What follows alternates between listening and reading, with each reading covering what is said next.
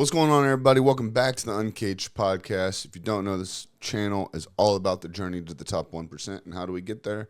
It's by becoming 1% better daily. And I'm excited to have this one after my rant last week.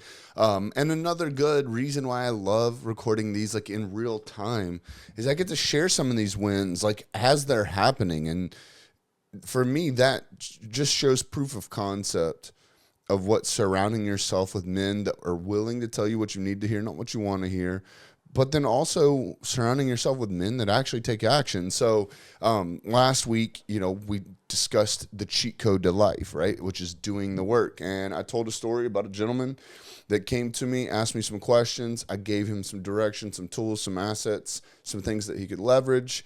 He kind of kicked the can down the road. And then a day later, he was asking for help again. And part of this is I want to bring up the fact that there's no coincidence that the guys inside of Uncaged, specifically the VIP group, and also the free group, it's the ones that are doing the work that other people are starting to look up to. Like the ones doing the work are the ones where you're like, damn, bro, like they're not in the same situation that they were 3 months ago, 6 months ago, 9 months ago, 12 months ago, 3 years ago, whatever the case was. While some people that are sitting on the sidelines, still kicking the can down the road, are still asking the same questions. Like there's no coincidence there. So when we start to really unpack what does last week's podcast really mean, it truly is that. And so part of what I wanted to brag about today and part of the thing that I wanted to discuss, like immediate action over perfect procrastination, is the guy that I was speaking about literally sent me a screenshot of him watching last week's episode. And I was like, oh shit, here we go. Like I was like, cause it was a little intense. And so much so that I even went back and rewatched the first opening scenes of it. And I was like, fuck man, maybe I may have pressed a little bit too hard. Who knows? And I even reached out to 2 or 3 of the other VIP guys. I was like, hey, was I too hard on this? And everyone was like, no, that's what he needed to hear. And if that's what he needed to hear, it's now like balls in his court. So anyways, I get the message back from him. And basically the original message was just informing me that he was watching the video or that he had heard it, because the screenshot he sent, it was only a couple of seconds in. I was like, well, let's see what happens now. Like, let's see if he actually makes it to the extent of the episode and hears the message and doesn't just react off of the initial piece of it where I am ranting about the situation and really kind of setting the tone for everyone else, right? Like if you're still sitting on the sidelines and you're listening to that episode, you may have thought that I was probably referring to you. But then here's where I want to give you, the positive side of the story on the back end. And hopefully if you were watching last week's episode, sitting on the sidelines, you got shit that you need to be doing, but have yet to do it. Like this is probably your sign, right? Or this is hopefully what you took away from it. But anyways, since last week, he started the 30-day challenge. So if you listened, that was part of my my irritation was he wanted to wait until the beginning of the year to start the 30-day challenge. I was like, why not now? And he was like, well, it'll be there. So that was part of the frustration. Well, he's officially started it, which is great because the first 5 days of the 30-day challenge are so pertinent to like kicking a good year off right? This is the way we move past like just setting some New Year's resolutions that you'll fall off on by February. It's really bringing your dream life into focus and reverse engineering an action plan to achieve it. But anyways, so he started that. Well, then throughout this process, if you've been listening the last few weeks, outside of, time stamping these episodes, we are at a sprint to hit an end of year, a very audacious end of year goal. And throughout that process, we've seen a lot of VIP members step up and become willing to sponsor another free group member into the VIP program. And so through this process, it's been really, really cool because I get to see both sides of it. I get to see VIP members who once were free group members have now joined, have made their way throughout the VIP program, seen the level of value that now that they're sponsoring friends and family and even strangers into VIP. And it's cool because I also get to hear the side when on the onboarding calls when I'm talking to some of the free group members that did get sponsored in, and they were like, I've been in the free group for a couple of weeks. I see the value there. I've been interested in the VIP, but I just, I was still waiting for that right thing to click. And then seeing VIP members being willing to come out of their own pocket to help someone else, not just like from a financial standpoint, but like they are willing to put their own skin in the game to help someone else, to prove to someone else that this is legitimate, that this is real, and then it's real motherfuckers getting real results. And so it's been really cool to see some of these guys who otherwise would have joined at some point, but seeing that there are men in the group that are so convicted about what we're doing here that they're willing to go out of their way and to have that level of pain, right? That financial pain. It's $97. It's not that painful, but it is still them doing something that they didn't have to do. That is all risk to them and all reward to someone else. They don't get anything out of it outside of understanding that the bigger that the group is with quality, mind you, we just kicked 30 people out that were not quality. And I'm not talking shit about the guys that we kicked out. Some were some guys that just life has happened to them, and now their priorities have changed and they've moved on, which is great. We pray for them. We encourage them. We're here for them when we need to be. We're always willing to take them back with open arms as soon long as that they're willing to do the work, right? But anyways, there's no other reward. The reward is all for the sponsee, not the sponsor, outside of truly understanding that the bigger that we build this with quality men inside of it, it only comes back to us tenfold. Like, it's crazy to me, especially when I can literally talk about this in live time with Uncaged's own experience. We set such an audacious goal. Some people probably didn't think that it was going to be possible, but I knew, based on what I've seen inside the VIP program and the quality of men that we have collected and the ecosystem that we've garnished, that there was nothing that was impossible. And so as I started to make sure that I was supporting anyone and everyone as best as I can to be able to make this decision for themselves, you see one member step up and sponsor a couple people, another member step up and sponsor a couple people, another member, all the way to the point to where he got over the halfway mark, right? And then finally we had someone willing to sponsor the remaining members. It was 47 at the time, right? And so in that, announcement on day one, or in 24 hours, we put 24 men into the group, right? And now we're facing only having 21 spots left on the sponsorship. And so it's been so cool because that is the proof of who we are bringing into the group, but also it's proof that if these guys are willing to go out of their way and extend an olive branch to someone, that there's something real here, which is also really fun because it's reassuring for me that we are heading in the right direction, that the vision and the mission that we originally set out to have, coupled with the foundation of what Uncaged stands for, it's proving itself in real life time, which again is what's so fun about doing these episodes, in such a lifetime aspect, is right here, right now, you get the opportunity to see what doing the work does. Because some of these guys that are sponsoring these guys weren't in the position to 3 months ago, 6 months ago, 9 months ago. Shit, some of them weren't even in VIP 12 months ago because they themselves were not didn't have the resources to be able to do so.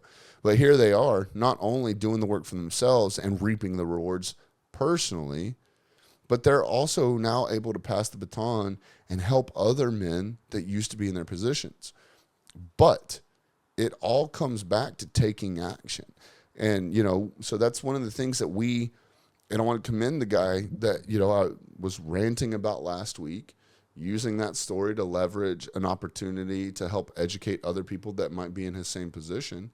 And then also, like, my ask or my prayer, my hope is that other people that were on the sidelines that watched last week's, episode, either in that 7 days time frame of listening to that episode and listening to this episode, had made the same decision he did, which was to shut the fuck up and get the fuck to work and put in the work to reap the rewards, and start the 30-day challenge and join the VIP program and really start doing some of the uncomfortable work, right?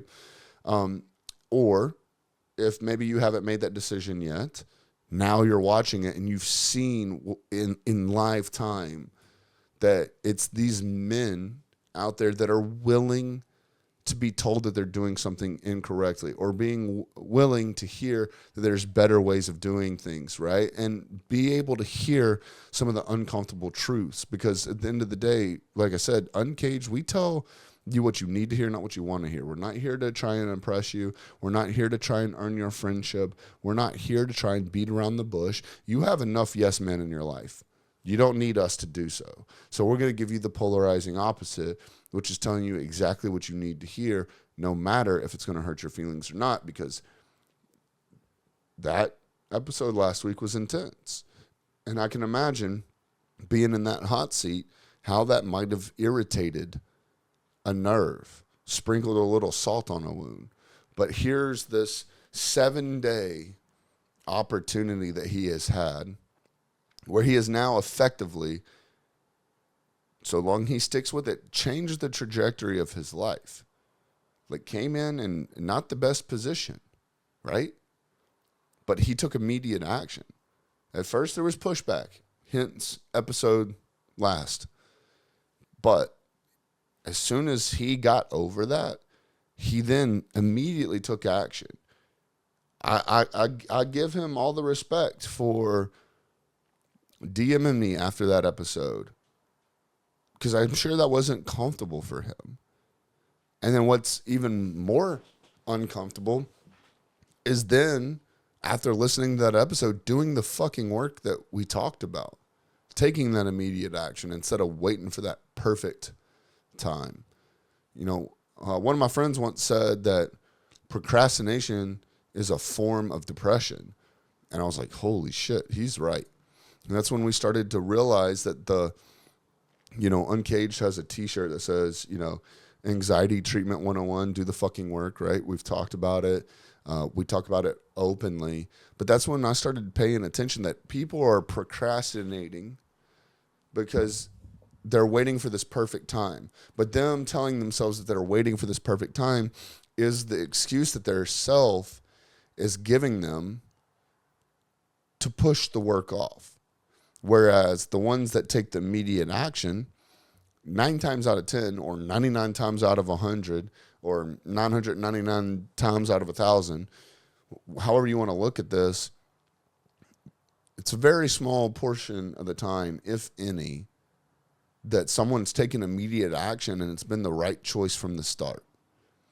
But now they have a foundation to be able to make additional choices. And then once you start to make additional choices, now you start to have a higher and higher success rate, because you're starting to eliminate the opportunities that weren't as high of a success rate or potential. There's a psychological or scientific, I don't even know what you would consider it, but you can take this for any type of thing. You got 3 doors to choose a prize from, or one of the games where you put the ball in the cups and you spin the cups around, you pick a cup, whatever. So say that there was, we'll use the doors for example, but you have a choice to make. There's 3 doors and you got 2 times to be able to make a choice. So for example, the host of the game says, hey, there's a prize behind these 3 doors. Which door do you think it is? And you say it's behind door number 2. And so they're like, all right, well, let's see. They're like, let's go to door number 1 and see if there's a prize in there. And then they go to door number 1 and they open the door and there's no prize, which means great. It's in one of the other 2, behind one of the other 2 doors, one of which you have selected. So then they come back to you and they say, all right, you chose door number 2. Now that we know door number 1 is out, would you like to stay with your choice with door number 2, or would you like to switch your choice to door number 3? Most people emotionally would say, I'm going to stick with door number 2. I'm not saying that that's right or wrong, but the science behind this and the psychology behind this is when you made your original decision between the 3 doors, you had a 33 1/3% chance that you made the right decision. However, once they removed door number 1, you only had 2 choices, which is now 50-50, which means when you originally made the decision on door number 2, you took a 33 1/3% success opportunity, whereas now you're faced with being able to go from that 33% to 50%.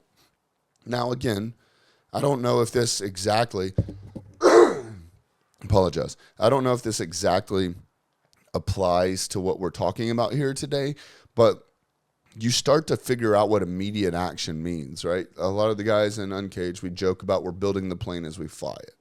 Because if we waited till we had a perfect plane, probably would have never gotten off the runway, or we never would have figured it out. Getting it off the runway is the hardest part, right? Once you get it off the runway, then you start to see where things could be improved. But you'll never know that until you take that step. So similar to the door analogy is when you start, whatever it is you're putting off, like whatever the fucking work is that you're putting off, once you start, you will know whether or not that was the right decision or the wrong decision or how to improve the decision.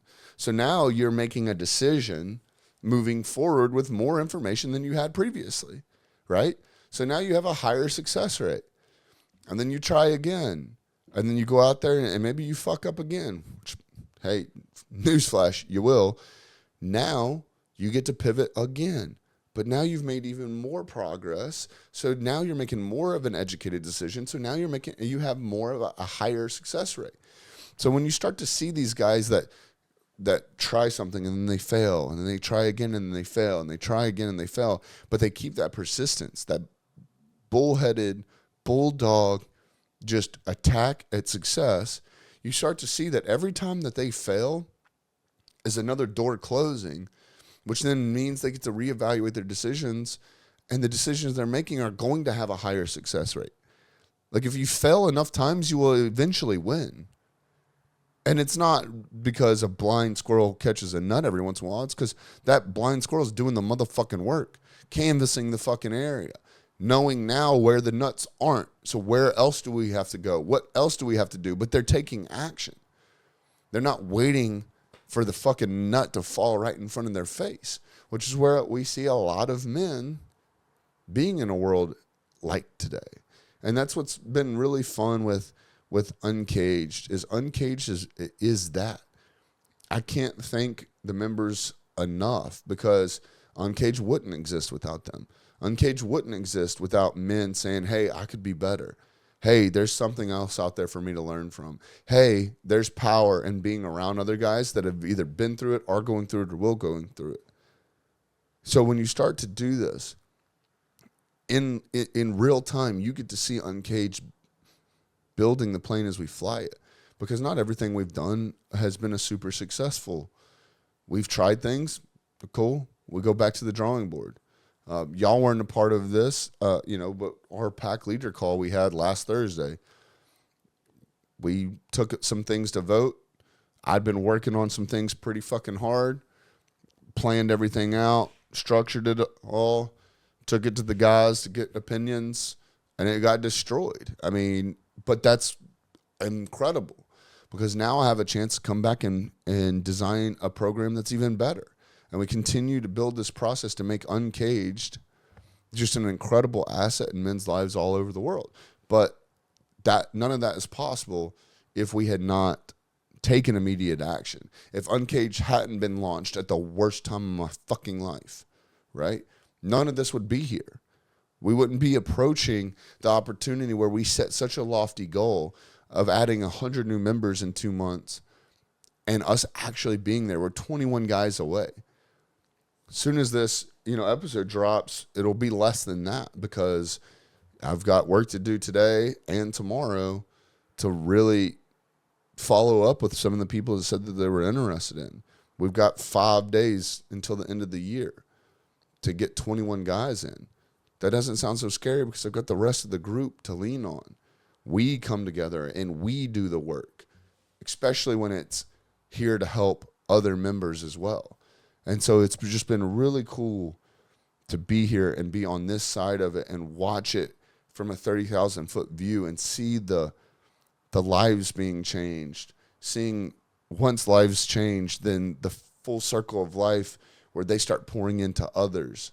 And it's just this constant evolution as each member starts to grow and pour backwards, that they get fed from, somewhere above them. And then it's just this constant evolution of a rising tide lifts all boats. And so it's been a lot of fun, but the commonality in the success of this rising tide is guys doing the work. I'm very, very, very open and honest about the fact that if you don't do the work, it is 100% a waste of time.